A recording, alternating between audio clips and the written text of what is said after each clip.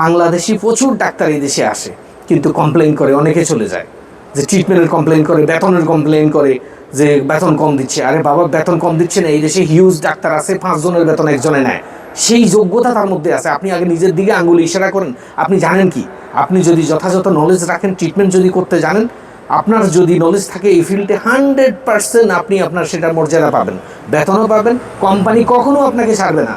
Company আপনাকে তখনই ছেড়ে দেয় যখন দেখে যে আপনার কাছে, আপনার দ্বারা ওর বিজনেস গেইন হচ্ছে না, আপনার দ্বারা ওর পেশেন্ট ইনক্রিজ হচ্ছে না, যেই পেশেন্ট ছিল সেটাও কমতেছে, কমান নয়। সেই ক্ষেত্রে আপনি যদি আশাও করেন কোম্পানি আপনাকে বেতন বেশি দিবে না। এই একটা কমন জিনিস আমি আমার পুরো এন্টায়ার লাইফের মধ্যে, বিশেষ করে লাস্টের এই 1.5 যুগ কমপ্লিট এই সেট আপটা সামনে থেকে দেখছি।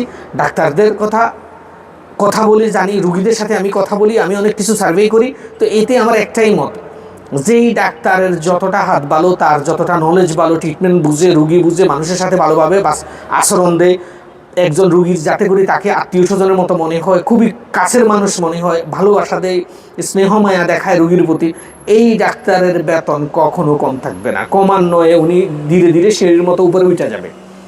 ওই ডাক্তারের চাকরিরও নিশ্চয়তা ভালো থাকে। উনি যেই কোম্পানিতে যাবে সেই কোম্পানি বেতন বাড়াই দিবে, কখনো তাকে ছাড়তে চাইবে না। কোম্পানি তাকেই ছেড়ে দেয় যার দ্বারা কোম্পানির বেনিফিট হয় না। এইটাই হলো সহজ কথা।